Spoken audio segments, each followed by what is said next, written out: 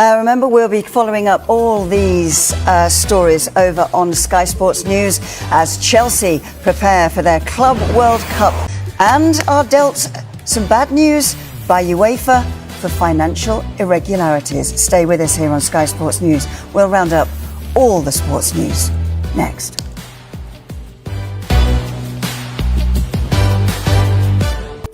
Well, Mourinho's old club Chelsea are in action in the early hours of tomorrow morning as their Club World Cup campaign continues. Our chief correspondent, Kaveh Solokol, is out in Philadelphia for us. Kaveh, what can you tell us about this UEFA story first up?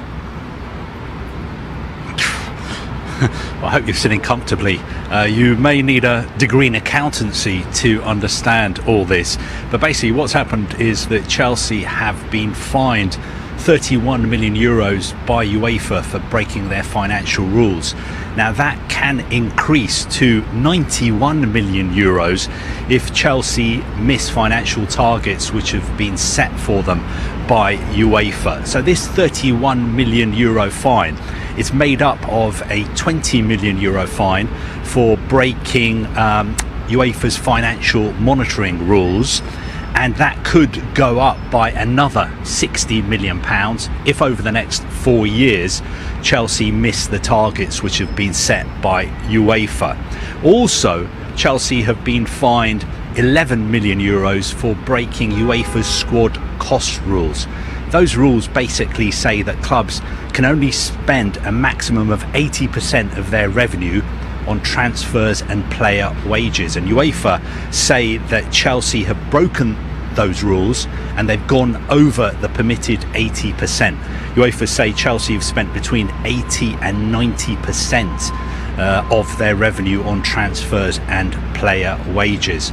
Also, if you remember the sort of slightly strange situation where the two hotels that are at Stamford Bridge, Chelsea sold those two hotels. They were involved in a transaction which was worth £76 million.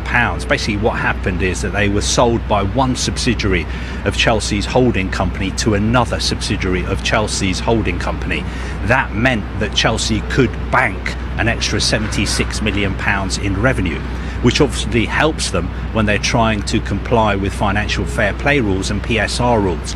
Now that kind of transaction is allowed under Premier League rules, but it is not allowed under UEFA's rules, and that is one of the reasons why Chelsea have been hit with this fine. Very, very simple, isn't it? I mean, why can't UEFA just release a press statement saying Chelsea have been fined this much for breaking this rule, Aston Villa have been fined this much for breaking this rule? No, instead we get long convoluted statements with addendums and attachments and findings and tables, and goes on and on and on. I'm just a football reporter doing my best to understand all this. I think I may need to take a sort of evening course in accountancy to keep up with all these financial regulations which have basically taken over football over the past couple of years. Kaveh, this is why we pay you the big bucks, and I shall be on to you to help me with my tax return in a couple of months. I wish. Okay, let's just get to this very strange situation that Chelsea have got later on over in America. Before I come to that, can I just come to one other thing as well, which is even more complicated, because this is really important for Chelsea and Aston Villa supporters.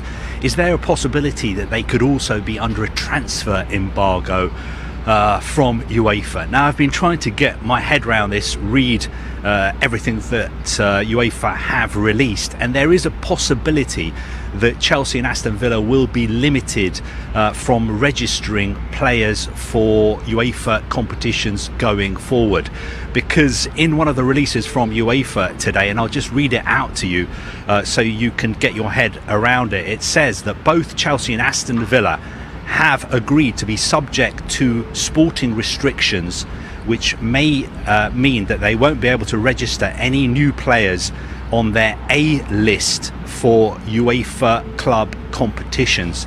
And I think what they go on to say is that both Chelsea and Aston Villa have to balance their books when it comes to transfers, so they need to sell players as well as buy players to comply with UEFA's regulations and to be able to register players for UEFA competitions.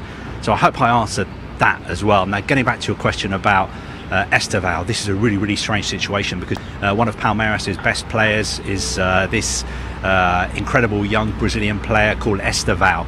Now, Chelsea know all about him because last summer they signed him for £29 million, but they agreed to let him carry on playing for Palmeiras. Now, a lot of people in the Brazilian media are unhappy about this. They feel that Estevão is not fully focused on Palmeiras because he's already thinking about moving to London and playing for Chelsea as soon as this tournament finishes. I'm sure he's going to start making travel arrangements and looking for homes in and around Chelsea's training ground in Coburg.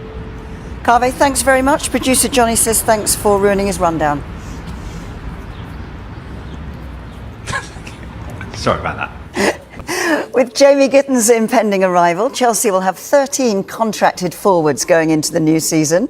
There are 4 recognised centre forwards in the shape of Liam Delap, Christopher Nkunku, João Pedro and Nicholas Jackson, and no fewer than 9 attacking players to surround them, including Estevão Willian, as we just heard, and don't forget Raheem Sterling, as he returns from his loan spell at Arsenal.